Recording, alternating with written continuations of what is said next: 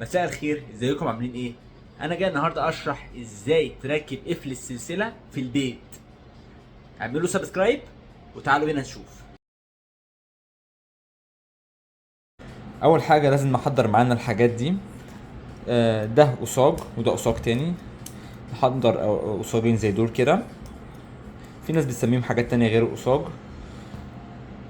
ونجيب سلاسل اللي هي عايزه تتركب لها اقفال زي كده.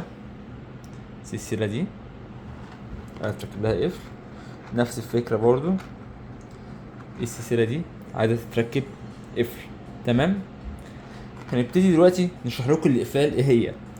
في اول حاجه القفل ده اسمه قفل سوسته. قفل يعني قوي مش قوي، بس هو والمدور بتاعه فيه على بعضه. آه بس بيقفل برضو في السلاسل الرفيعه وحاجات زي دي كده. تمام. ده اول قفل. القفل اللي بعده اللي قوي شويه. القفل ده اسمه قفل لوزه. قفل لوزه. الزرده بتتركب هنا. تركب هنا زرده صلبه. الزرده الصلبه اللي هي بتبقى زي دي كده مفتوحه. ما بتقفلش بايد العاديه خالص، لا بتقفل بالاوصيج اللي انا قلتها لكم دي. ما بتقفلش كده ابدا، استحاله. تمام. وبعديها القفل الكلابه. ده طبعا منه احجام، ونفس الفكره برضو اللوزه دي. قفل اللوزه منها احجام. تمام. القفل الكلابه ده اقوى قفل محترم. بيتفتح من هنا قوي، وبيتحط هنا الزردة. زردة صلبة زي دي كده. اي زردة من دول تحط. تمام. نبتدي دلوقتي نحط قفل مثلا في السلسلة دي، وايا كان القفل مثلا الكلابة الوسط ده. هنعمل ايه؟ نجيب القصاج، نمسك الزردة مثلا دي، نمسكها ماسكة صح كده. والزردة تتمسك كده عامة يا جدعان. تمام. محدش يحط صباعه في النص كده. تمام. لما نمسكها زي ده كده، نجيب السلسلة، طرف السلسلة ندخل في الزردة والقفل الكلابة. تمام. زي كده. تمام. انا بفتحه اهو عشان ايه اوريها لكم ازاي بقى تركب. تمام. عايزين نقفله، نجيب قصاج التاني. انا ماسكه ماسكه قوية. بنقفله اهو. تمام. ده كده اتركب. كده السلسلة دي تركب لها قفل كلابة محترم بزردة صلبة ما بتتفتحش ابدا بايد المجردة. بص الفتحة بتاعتها بتبقى فين بس مش باينة. بص لازقهم في بعض عشان القفل يبقى قوي ما يفتحش. تيجي نقفل السلسلة ونشوف السلسلة قوية ولا لأ.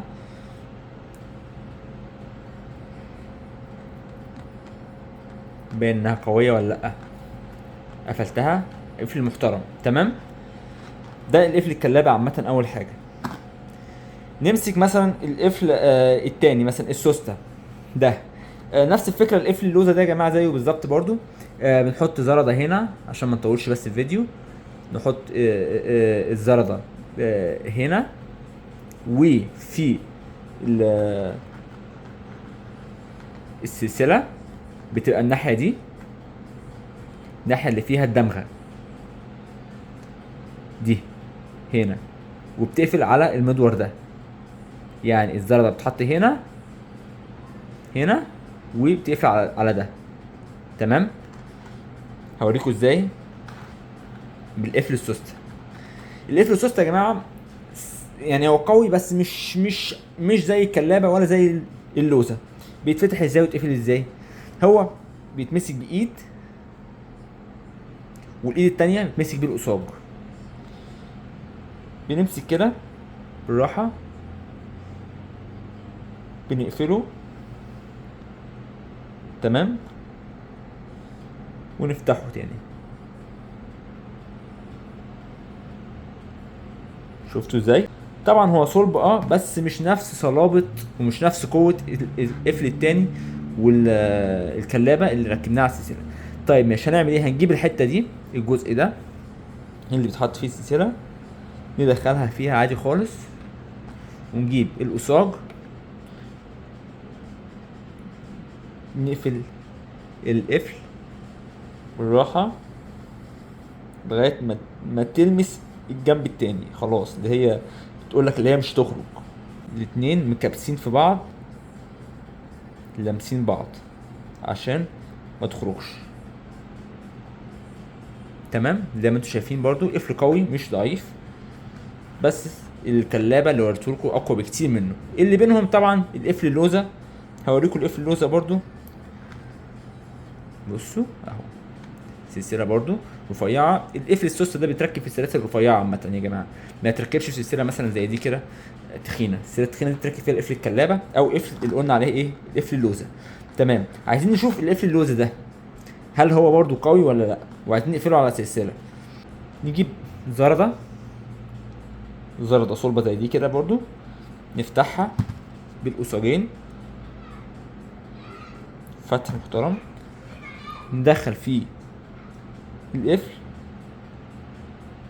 ونفس الكلام ندخل فيه الحتة اللي فيها الدمغة دي.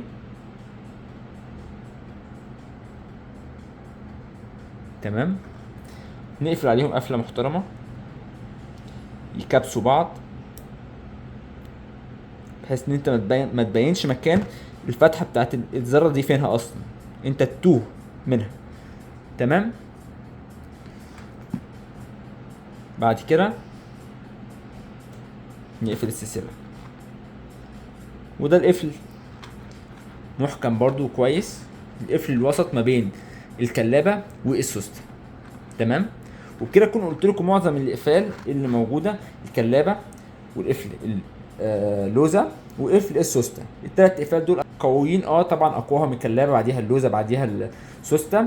في طبعا اقفال تانية مختلفة غير الاقفال دي، زي قفل مثلا الهوك وقفل مثلا اللي هو الاس. في اقفال تانية عامة كتيرة، بس هي دي اغلبية الاقفال اللي بتركب في السلاسل. ولو حد عنده اي سؤال يكتبه في كومنت وانا هرد عليه على طول. وما تنسوش تعملوا سبسكرايب ولايك على الفيديو لو عجبكم، وشكرا.